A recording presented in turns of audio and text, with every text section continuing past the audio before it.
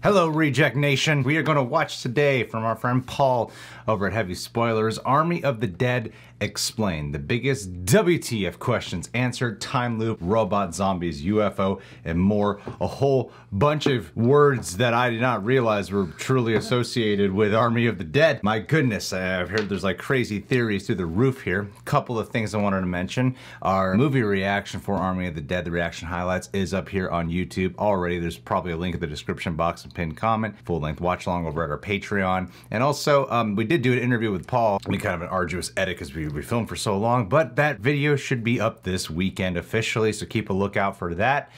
Last but not least, make sure to subscribe to Paul. He's almost at 600,000 subscribers. Make sure to get him there. Let's do this, guys.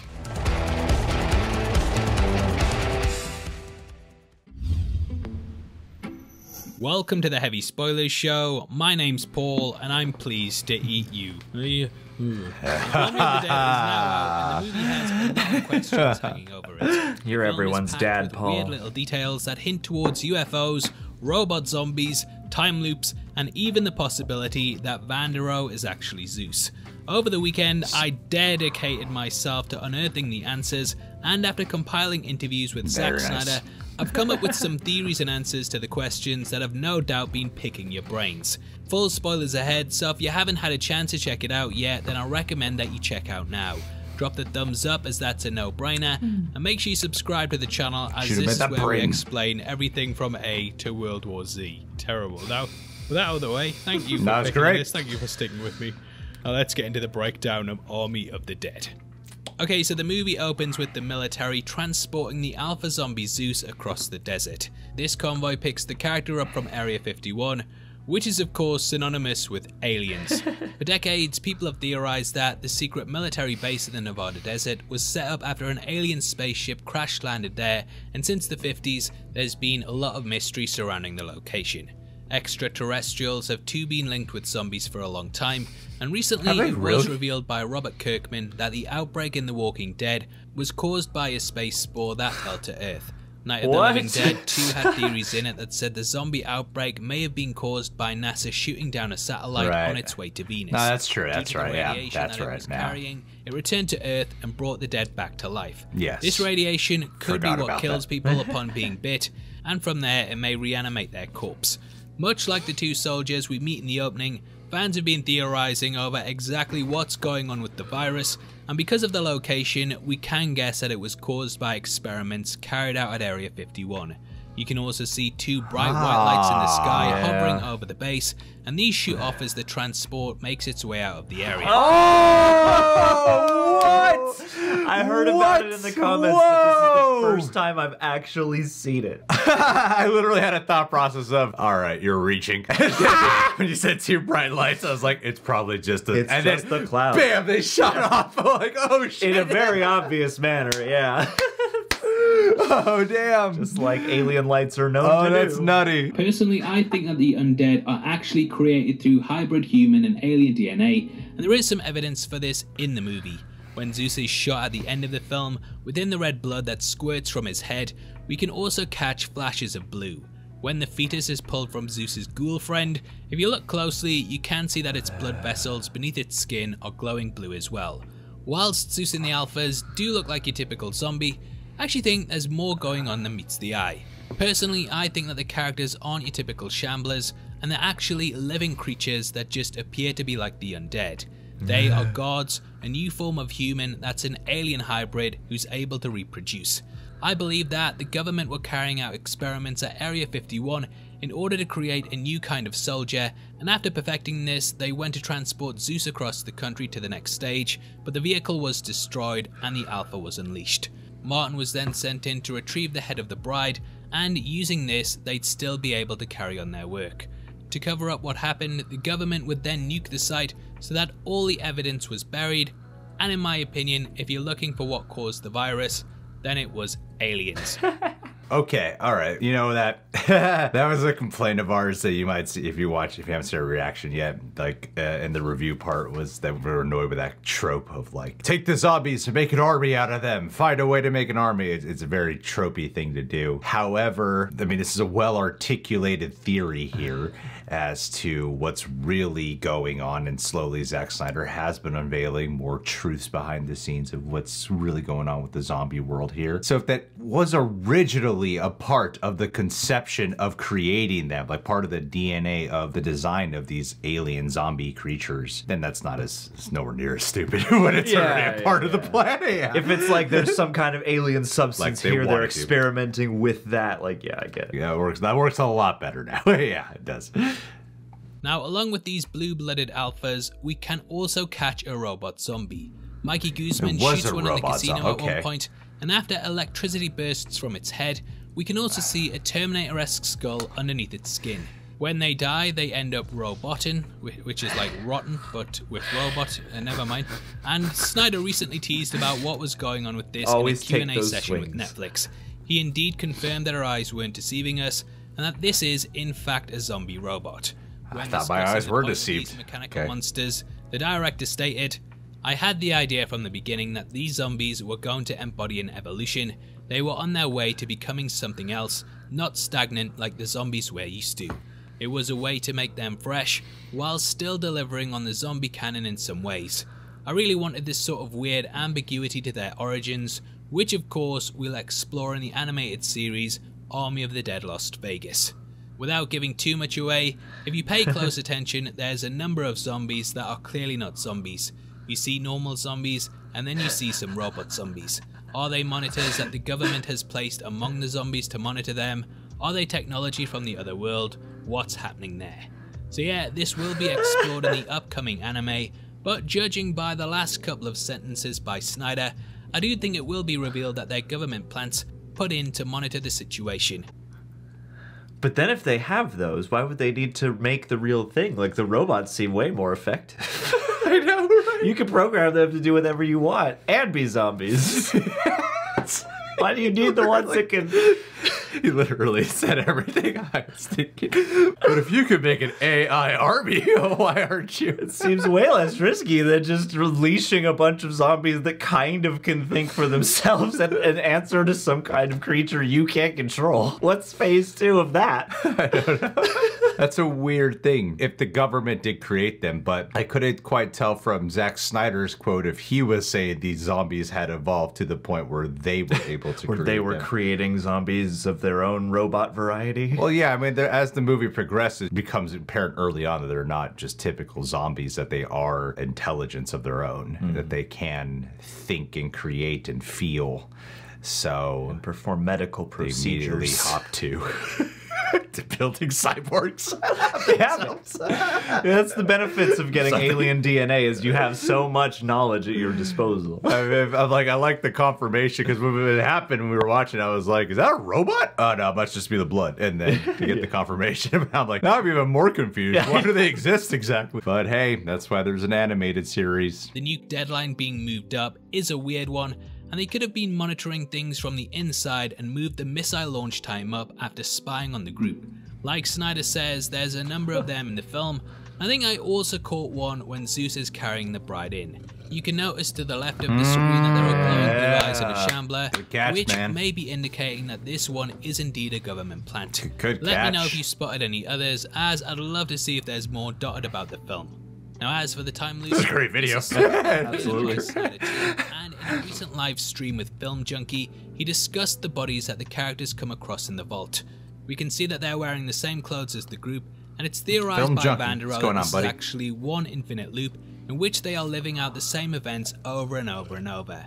There are some subtle hints that there are several versions that have already attempted to take the money, and when the group arrive at the table in the casino, we see some corpses slumped over it. Scott Ward asks if those are another set of blueprints to the safe, and this is confirmed but then sort of glossed over. So there are at least 3 versions of the group that we see in the film. When talking to Film Junkie, Snyder said, I'll also say that, like, there's a chance, and I'm not saying this is 100% true, and in some ways it's not, but the group at the table, I mean, it's pretty subtle, but that's them also at the table as well. They get farther every time, like this is the time that they made it. What a weird world. So, very strange things going on in the movie, and because of the way that the film is set up, it's almost impossible to fully guess exactly what's going on here. However, it is possible that the nuke, which always ends the situation, carries a lot with it. Nukes, atoms, and the study of them also tends to lend itself to the observation of tachyons, which are particles that actually have the ability to move backwards through time. Snyder played upon this notion in his film Watchmen, and Army of the Dead could be making a nod to that too. It is possible that every time the nuke goes off, it resets the situation and sends the group back to the start where they make their way through Vegas, carrying out slightly different choices each time. There are potentially thousands of versions of this film that we haven't seen, and the final one in which everything goes the way it should is the one that we witness. I even have a theory that aliens are pulling the strings in order for the virus to get further out, and the one situation in which they win is when Vandero gets to the vault, is safe from the nuke, and is then able to go on to become the Omega to Zeus's Alpha. Now, another question that I had, and I know some of you did, is how the hell did Vandero survive the nuclear fallout caused by the blast? Yes. Even with this Okay, hold on. Let's pause for a second. I was not expecting this to be such a scrambled egghead situation here going on. They really threw a ton into this movie. Everything Paul's saying is backed up with crazy Zack Snyder quotes. I know. It's funny because when the time loop thing is brought up in the movie, it's kind of just like a weird joke. And This philosophy guy getting philosophical. Yeah, and I loved it. It was a funny moment. Then to hear that it might be of like, what's the point of the time loop exactly? Because he's about to go to a theory here of it. It's just sounding like this world is crazier than I expected. It's like the Matrix too, reloaded, when you find out that like this is the 6th version of the Matrix we're watching. What? Yeah.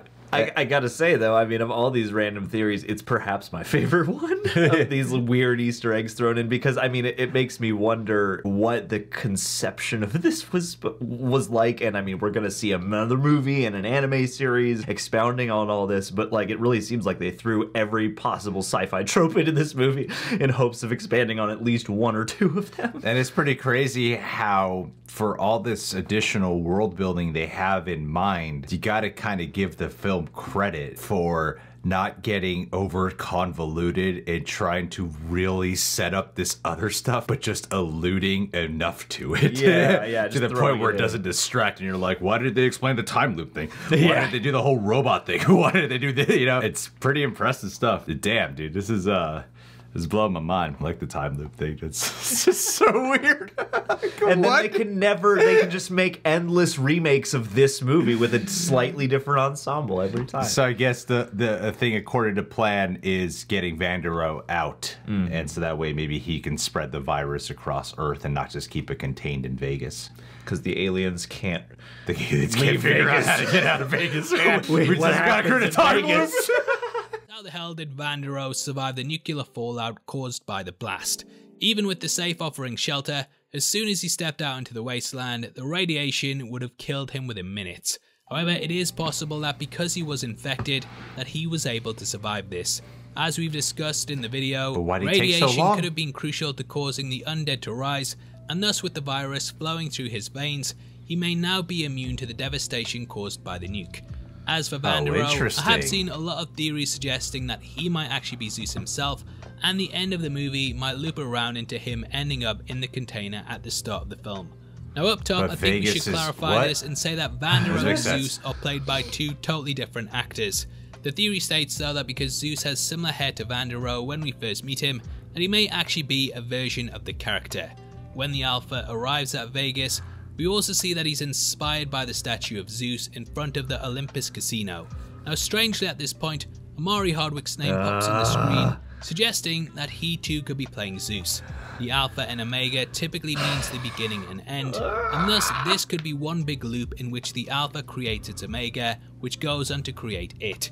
There's this idea of birth and resurrection, and Vandero even hints to this when discussing The Hero's Journey by Joseph Campbell. This almost cyclical way of telling a story involves a character travelling into the abyss, or what's referred to as the belly of the beast. They have a revelation that takes them on a path of transformation, and Vandero realizing he's been bitten could be that moment. A shoutouts to Flicks in the City for suggesting that radiation hitting the safe could have somehow changed and mutated Vandero even more, and perhaps helped to create a new kind of zombie. Okay, wait a minute.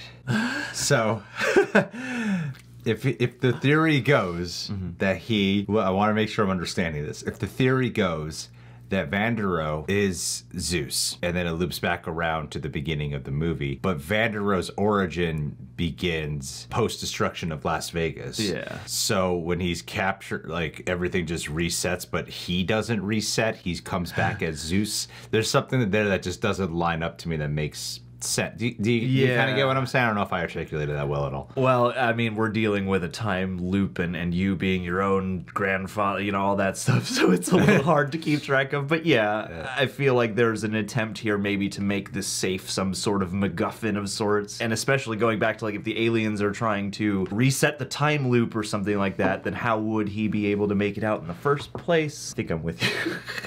We're both confused. We're both confused. I mean, there's something cool about it, but there's like holes in it that I'm not fully getting, or maybe there aren't holes in the theory, and I'm just not really getting it. I can see the Alpha Omega thing where it's like in a weird way, you know, one leads to the other, but I don't see as easily how he could just be Zeus, especially because you look at Zeus, his hair is like similar, but you could tell it's a different guy. I mean, let's say it's Vandero. Vandero comes out, and then he's bitten, and then they capture him, and then everything resets, and they're just taking, like, wouldn't the government be aware of the time loop if they're I don't know. Okay, like, like, how does it go back to where Vegas is, how is it in the beginning of the movie where Vegas is back to being normal? Yeah, and then there's an outbreak that happens. Yeah, how does he leave the aftermath being completely destroyed, and then the world forgets, and there's a new outbreak?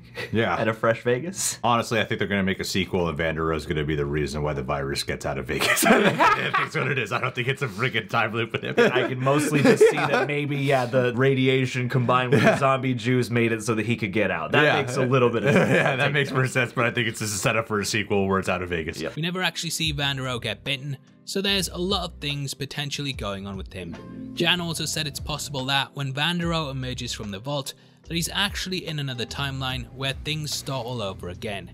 It's quite a cool little fan theory, and I'd definitely love to hear what you think, and if there's any other questions or thoughts that you have on the film. I think we said it all. I've left this with a greater appreciation for this movie, and also much greater confusion. I loved it. This was really fun. Subscribe to Paul, man. Like, he's incredible. Like, this is possibly my favorite heavy spoilers video I've ever seen from the guy. Wow, my mind is...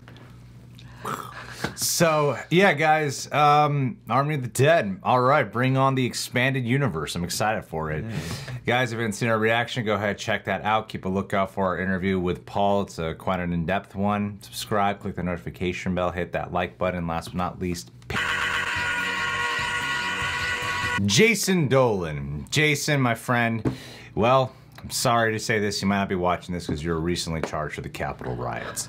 Oh boy, that was a scary situation for you to be in. No, in all seriousness, dude, that was not the Jason Dolan we were shouting out. Jason has been editing and is producer for the channel Kazi Reacts, and I want to shout out this specific channel because Kazi has put up a movie reaction for Army of the Dead. It is quite an enjoyable reaction, so please go ahead, check out her channel. She's got a bunch of reactions to movies, shows, some trailers as well. They've been killing it working together, and yeah, well worth it. Got to talk to Kazi on the phone for like an hour once, and she's a wonderful, very kind-hearted human being. She's everything that you imagine her to be from watching her videos. She's a very genuine soul. And Jason, hopefully they drop the charges because I know you were peer pressured.